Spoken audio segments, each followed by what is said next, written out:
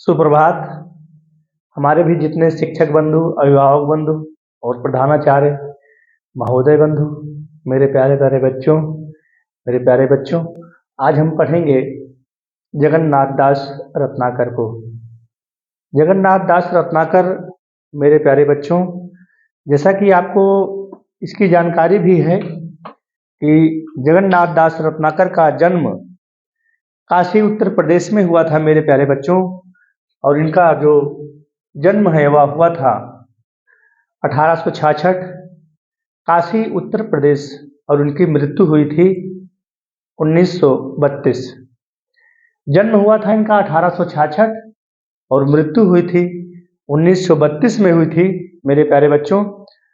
और ये है अपनी जो रचना है, जो अपनी काव्य रचना है उद्धव शतक, इसको उन्होंने ब्रज भाषा में लिखा है, मुक्तक शैली में लिखा है प्यारे बच्चों। क्योंकि हम काव्य रचना को पढ़ाने से पहले हर काव्य रचना पर हम 3 से 4 मिनट का समय तुमको साहित्यिक परिचय पर लिंक कराने में इसलिए प्यारे बच्चों लगाते हैं ताकि 5 नंबर का जो हो आपका साहित्यिक परिचय वह भी आपके उत्तर पुस्तिका में लिखने के लिए आता है। इसलिए हम प्रत्येक काव्य रचना पढ़ाने के पहले हम आपको इनके साहित्यिक और जीवन परिचय से निश्चित ही जोड़ने का प्रयास करते हैं मेरे प्यारे बच्चों। जैसे हम आपको बता रहे हैं कि इनका जन्म 1866 और मृत्यु 1932 में कहाँ हुआ था? काशी उत्तर प्रदेश में हुआ था। इनके पिता का क्या नाम था? पुरुषोत्तम दास था। और इनकी जो काव्य रचनाएं हैं मेरे प्यारे बच्चों वह है जो कि इनका उद्धव शतक तो प्रबंध काव्य है, यह इनकी प्रसिद्ध रचना भी है। इसके अलावा इनका गंगा अवतरण है, ठीक है, श्रृंगार लहरी है और रत्नाष्टक है। और इनकी इस प्रकार की जो मेरे प्यारे बच्चों गंगा लहरी है और विष्णु लहरी है। गंगा लहरी, विष्णु लहरी, श्रृंगार लहरी, रत्नाष्टक, उद्धव शतक और गंगा अवतरण, तो यह इनकी हो गई काव्य रचना। और हमारे जो ये जगन्नाथ दास रत्नाकर हैं, ये ब्रज भाषा के अंतिम कवि माने जाते हैं। मतलब ऐसा रामचंद्र शुक्ल का मानना है कि इनके बाद फिर ब्रज भाषा में किसी कवि ने कोई रचना नहीं की। यानी कि हमारे जगन्नाथ दास रत्नाकर ब्रज भाषा के अंतिम काव्य रचना के रूप में माने जाते हैं। तो मेरे प्यारे बच्चों, प्यारे साथियों, अगर हमारा यह वीडियो आपको अच्छा लगता है तो जरूर ही आप सब्सक्राइब करना और अपने दोस्तों तक पहुंचाने की कोशिश करना। अब आज हम आते हैं छंद नंबर 9 से 11, 3 छंद भी बाकी हैं आपको पढ़ाने के लिए। आज इसको हम समाप्त करते हैं उद्धव शतक को। फिर इसके बाद हमारा अगला वीडियो जाएगा जो आपका गंगा अवतरण है, हम उसको पढ़ाएंगे। क्योंकि उद्धव शतक हम आज समाप्त करेंगे, फिर इसके बाद हम गंगा अवतरण, गंगा धन अवतरण, दीर्घ संधि होगी इसमें। और कल जो हमारे वीडियो आपको जाएगा वह जाएगा गंगा अवतरण से। तो प्यारे बच्चों, बुक अपने सामने रख लीजिए। हमने भी बुक अपने सामने रखा है। अब हम आते हैं इनकी काव्य रचना पर, क्योंकि 3 ही छंद बाकी है और आज इसको हम उद्धव शतक को समाप्त करते हैं। प्यारे बच्चों, उद्धव की बात है। उद्धव क्या कह रहे हैं रत्नाकर जी कि प्रेम बद छागे पग परत कहाँ के, प्रेम पद छाके पग परत कहाँ के, थाके अंग नैनन शिथिलता सुहाई है। कहें रत्नाकर यों आवत चकात उद्धव, मानव सुधियात को भाव न भुलाई है। अधारत धरा पे न उदारे अति आदर भी, सारत बहोलन सो आंसू अधिकाई है। एक कर राजे नव नीत जसोदा को पियो, और एक कर बंसी राधिका ने पठाई है। प्यारे बच्चों, यानी कि यहाँ पर उद्धव प्रेम के मद में, मद माने होता है मदिरा, प्रेम के मद में, प्रेम की भक्ति में इतने आसक्त हो गए हैं, इतना उसमें विलीन हो गए हैं, जैसे जल की एक बूंद को अगर सरोवर में, सरिता में या समुद्र में छोड़ दिया डाल दिया जाए तो वह जल की एक बूंद का, उसका कोई अस्तित्व नहीं रह जाता है। यानी कि उसका अस्तित्व जो है, उस बूंद का अस्तित्व वह सरोवर, वह सरिता या फिर वह सिंधु उसको ग्रहण कर लेता है। प्यारे बच्चों, तो वही यहाँ रत्नाकर जी कह रहे हैं कि प्रेम मद छाके पग, यानी कि प्रेम के मद में, प्रेम की मदिरा में, प्रेम के नशा में उद्धव इतना घुल मिल गए हैं कि उनका पग, उनका पैर है परत कहाँ के कहाँ, यानी कि पैर यहाँ रखते हैं तो जाता वहां पर है। अरे बच्चों, जैसे एक शराबी नहीं होता है, शराबी अगर मद उसका, यानी कि शराबी यदि उस शराब का जब वो रसपान कर लेता है तो फिर वह अपना जो जो अपने शरीर की सुध बुध है उसको खो बैठता है। कहने का मतलब है कि अगर वह पैर इधर रखेगा तो जाएगा उधर, बोलेगा इधर तो कहेगा कुछ और। तो कहने का मतलब यही है कि यहाँ उद्धव उद्धव प्रेम उद्धव यानी कि उद्धव गोपिकाओं के प्रेम में इतना विह्वल हो गए, इतना आसक्त हो गए, इतना विलीन हो गए हैं कि वह जो है प्रेम मद छाके पग, यानी कि प्रेम के अस्तित्व को, प्रेम के तत्व को इस प्रकार से ग्रहण कर लिया है कि उनका पैर पृथ्वी पर अब एक स्थान पर नहीं पड़ रहा है। कहने का मतलब यह है कि अपना पैर रखते कहाँ है तो जाता कहाँ है। दूसरी लाइन पर आते हैं प्यारे बच्चों, थाके अंग नयन शिथिलता सुहाई है, यानी कि थाके का मतलब थक गए हैं। थाके ब्रज भाषा में है प्यारे बच्चों, इसको नोट कर लीजिएगा। थाके माने होता है थकना, थाके का मतलब होता है थकना है। थाके अंग नयनन, नयनन तो जान ही रहे हो, नयनन माने होता है नेत्र, नयनन नयनन नयनन माने होता है नेत्र। इसीलिए हम जो भी आपको कठिन लगने वाली शब्द हैं हम उसका अर्थ भी लिख दे रहे हैं कि आपको व्याख्या दोबारा पढ़ने में बिल्कुल अवरोध ना हो प्यारे बच्चों। वही यहाँ पर है शिथिलता, तो जान ही रहे हो, शिथिलता माने होता है सुस्त हो जाना। कहने का मतलब है कि यहाँ पर उद्धव के जो भी अंग प्रत्यंग हैं, यानी कि उद्धव का जो शरीर है पूरी तरह से थक गया है। थाके अंग नयनन, उनका अंग, उनके शरीर के हाथ पैर पूरी तरह से थक गए हैं और उनके नेत्रों में शिथिलता आ गई है। कहने का मतलब है कि उद्धव प्रेम के रस में, प्रेम की भक्ति में, प्रेम के रस में इस प्रकार से विरक्त हो गए, इस प्रकार से विलीन हो गए, इस प्रकार से समा गए हैं कि उनके हाथ और पैर पूरी तरह से थक चुके हैं और उनके नेत्रों में शिथिलता आ गई है। यानी कि उनके नेत्रों में शिथिलता आ गई है, नेत्र पूरी तरह से उनका सुस्त हो गए हैं। अगली लाइन है मेरे प्यारे बच्चों, कहे रत्नाकर यो आवत चकात उद्धव, यानी कि रत्नाकर जी यहाँ कहना चाहते हैं कि उद्धव जब पृथ्वी पर चल रहे हैं, अपने हाथ पैर के माध्यम से जब चल रहे हैं तो उनको चक्कर आ रहा है, यानी कि वो सही तरह से उनका पैर इस पृथ्वी पर पड़ नहीं रहा है। अगली लाइन है, मानो सुधियात को भावना भुलाई है, ऐसा लग रहा है कि किसी की याद में, किसी की याद में, मानो सुधियात का मतलब होता है किसी को याद करना, मानो सुधियात को है, ऐसा लग रहा है कि उद्धव किसी की याद में अपनी सारी भावना को भूल चुके हैं।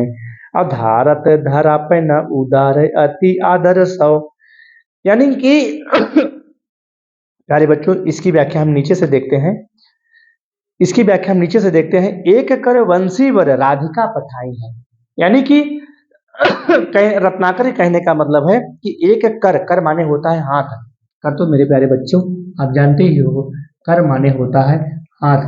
हाँ, एक कर में बंसी को धारण किए हैं और दूसरे कर में एक कर बंसी वर, यानी कि राधा ने जो बंसी भेजा है, एक हाथ में तो उद्धव बंसी को लिए हैं, एक हाथ में उद्धव बंसी को लिए हैं। और एक कर राजे, एक कर राजे नवनीत जसुदा को दीवन, यानी कि एक हाथ में मक्खन को लिए हुए हैं, एक हाथ में बंसी को लिए हुए हैं।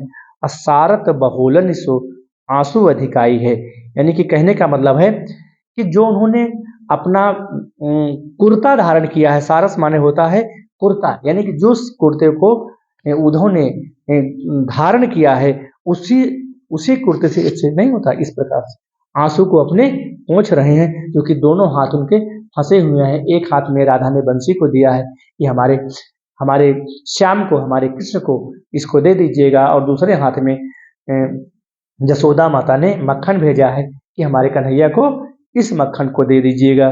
तो और अगली लाइन है ऊपर की कि धारत धरा पे न उदार अति आदर्शो, यानी कि धारत माने धरना, यानी कि उस बंसी में और उस मक्खन में प्यारे बच्चों इतना आदर है, इतना प्रेम है कि उसको धरा पर वो रखना नहीं चाहते हैं।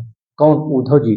नीचे से पढ़ा रहे हैं प्यारे बच्चों, ध्यान देना कि धारत धरा पे न उदार, यानी कि भाई अब उद्धव जी एक हाथ में तो बंसी को लिए हैं, दूसरे हाथ में जसोदा मैया द्वारा दिए गए मक्खन को लिए हैं, और उसके बाद एक कर बंसी कर राधे, भाई एक हाथ में तो बंसी लिए हैं जो राधा ने दिया है, दूसरे हाथ में यशोदा द्वारा दिए गए मक्खन को लिए हैं। और सारत बाहोलनी, और जब प्रेम से उनके अश्रु में आंसू, इसी मतलब ऐसे प्रेम को देख करके, ऐसी भक्ति को देख करके जब उनके नेत्रों में आंसू आ जाता है तो इस प्रकार से अपने नेत्रों के आंसुओं को पोंछ लेते हैं।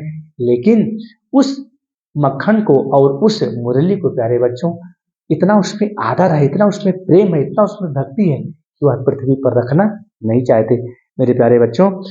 तो धारत धरा पे न उधार अति आदर्शो, यानी कि उस प्रेम रूपी बंसी को, उस प्रेम रूपी मक्खन को उदार के साथ, उदार भावना के साथ, प्रेम के साथ उस पृथ्वी पर वो रखना नहीं चाहते हैं। अगले पर आते हैं हम छंद नंबर 10 पर प्यारे बच्चों कि ब्रज रज रंजित, रज माने होता है धूल, रज माने होता है धूल। हम जो कठिन शब्द हमको प्यारे बच्चों लग रहे हैं हम उसको लिख दे रहे हैं। जो भी हमारे भाई बहन इस वीडियो को देख रहे हैं प्यारे बच्चों, अगर आपको हमारा वीडियो अच्छा लगे तो सब्सक्राइब करना, क्योंकि जैसे ही हम दूसरा वीडियो डालेंगे आपको नोटिफिकेशन मिल जाएगा। और इसके बाद जैसे ही हमारा यह पाठ समाप्त होगा हम रत्नाकर का आपको साहित्यिक परिचय लिखा देंगे, जो कि आपकी परीक्षा में 5 अंक का ये भी आता है। ऐसे ऐसे आपको कंटेंट दे देंगे कि शायद ही कोई टीचर आपको उपलब्ध करा पाए। इस जो आपकी राजीव प्रकाशन की बुक है इससे अलग हटके आपको हम कंटेंट देंगे, यहाँ से तो आप पढ़ोगे ही और भी हम आपको अच्छा अच्छा कंटेंट दे देंगे। तो ब्रज रंजित, रंजित माने होता है, रंजित माने होता है सुशोभित, रंजित, रंजित माने होता है प्यारे बच्चों सुशोभित, सुशोभित। शब्द के अर्थ को देख लेना। रंजित माने होता है सुशोभित। ब्रज रज रंजित शरीर शुभ उद्धव को, यानी कि जो उद्धव ब्रज से ही गए हैं तो ब्रज से सनी हुई धूल से उद्धव इस प्रकार से सुशोभित हो रहे। ध्यान दीजिएगा, ब्रज रज रंजित, यानी कि ब्रज की जो मिट्टी है, ब्रज की जो धूल है उससे सने हुए, उससे लिपटे हुए उद्धव इस प्रकार से सुशोभित और सुंदर लग रहे हैं, ऐसे कि जैसे ढाई बलवीर हुए अधीर लपटाए लेत। ढाई बलवीर, बलवीर कहा गया है भगवान कृष्ण को। और जैसे ही भगवान कृष्ण उद्धव को देखते हैं उनको अपने गले से आलिंगन कर लेते हैं, यानी कि अपने गले से उनको लगा लेते हैं, अपने कंठ से उनको चिपका लेते हैं।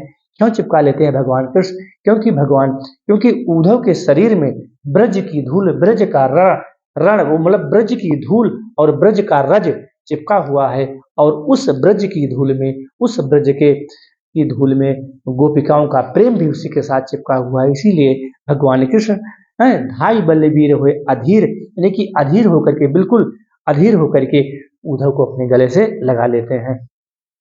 कहाँ रत्नाकर सुप्रेम मद माते हेर, और इतना प्रेम में अभिभूत हो जाते हैं, यानी कि प्रेम की भक्ति में इतना मदमस्त हो जाते हैं दोनों लोग।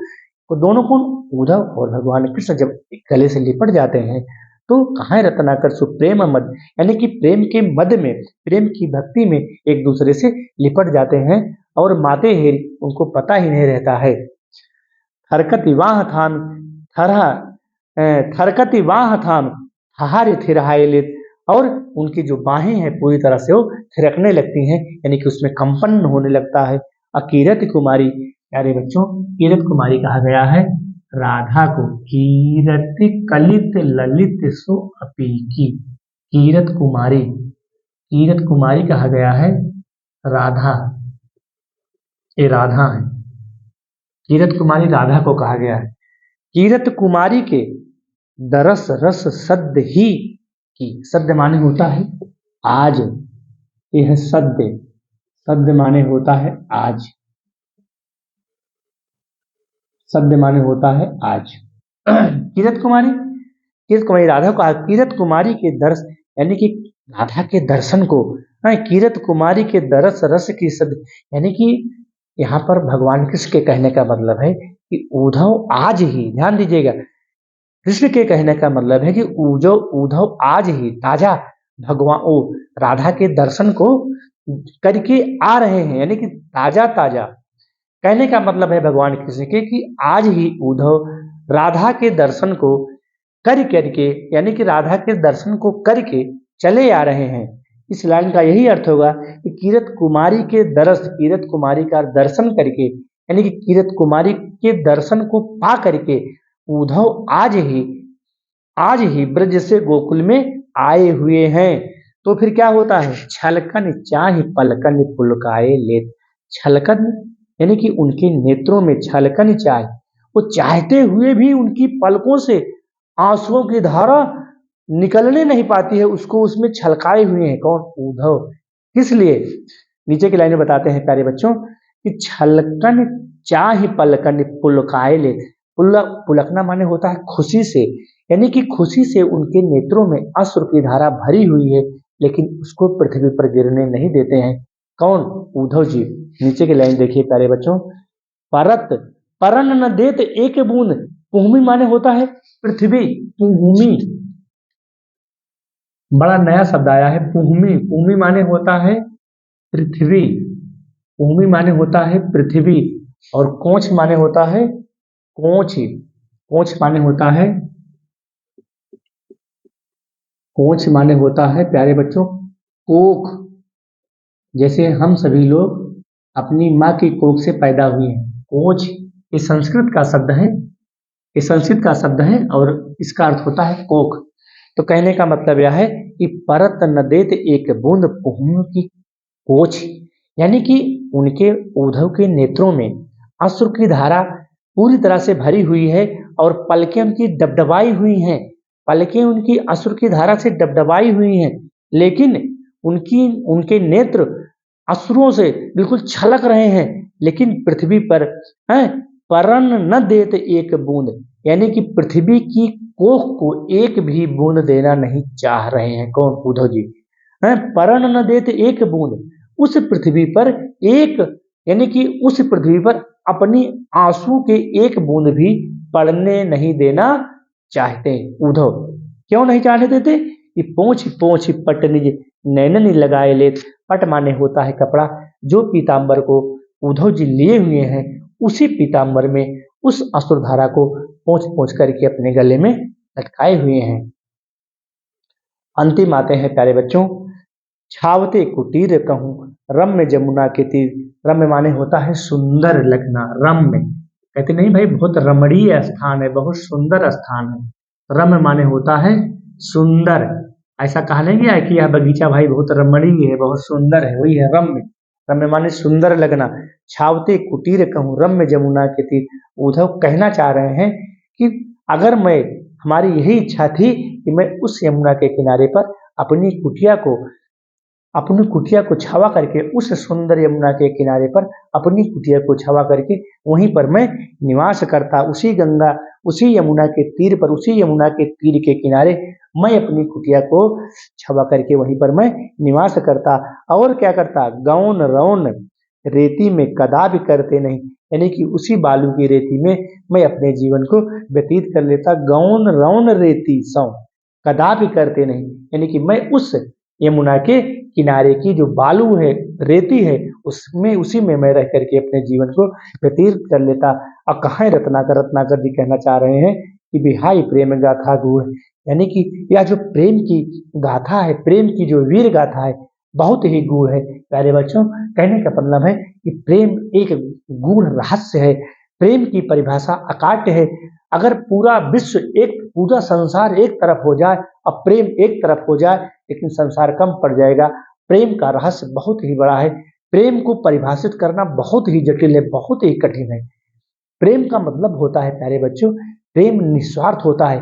प्रेम में अगर, जहाँ प्रेम में स्वार्थ की भावना आ जाए, प्रेम में जैसे ही स्वार्थ की भावना आ जाए, जैसे ही इच्छा की भावना आ जाएगी, जैसे ही कामना की भावना आ जाएगी, फिर वह प्रेम नहीं होगा, वह प्रेम स्वार्थ में परिवर्तित हो जाएगा। जैसे प्यारे बच्चों, अगर हम इस YouTube चैनल पर आपको अपना ज्ञान दे रहे हैं, तो हम भी प्यारे बच्चों अपने ज्ञान को और ज़्यादा बढ़ाने के लिए, अपने ज्ञान को और ज़्यादा सीखने के लिए, हम अपने ज्ञान को बढ़ाने के लिए इस चैनल के माध्यम से, अगर आपको हमारा ज्ञान अच्छा लगे तो फिर इसमें से कुछ चीज़ों को आप भी ग्रहण कर लीजिएगा, क्योंकि कहा गया है कि सार सार को गह रहे थोथा दे ही उड़ाए। प्यारे बच्चों, अगर कुछ चीज़ें हमसे आपको मिलती हैं तो ग्रहण कर लीजिए, बाकी चीज़ों को हटा दीजिए। भाई एक चैनल है, इस चैनल पर बहुत सारे शिक्षक अपने भाषण को दे रहे हैं, अपने कविता को कह रहे हैं, अपने ज्ञान को कह रहे हैं। जो भी ज्ञान आपको प्यारे बच्चों अच्छा लगे उसको ग्रहण कर लिए, बाकी अपना डिसलाइन कर दीजिए। बस 2 लाइन और बचा है। क्या है? कहा है रत्नाकर बिहाई प्रेम गाथा गुण। रत्नाकर जी कहते हैं कि प्रेम का जो रहस्य है, प्रेम की जो परिभाषा है, प्रेम का जो मूल तत्व है, वो निश्चित ही बहुत कठिन है प्यारे बच्चों। और अगली लाइन है, श्रवण रसना में, श्रवण माने हो श्रवण द्वार हुई संचरय सालय सकल शरीर। कहा गया है ना, श्रवण माने होता है कान और रसना माने होता है जीव।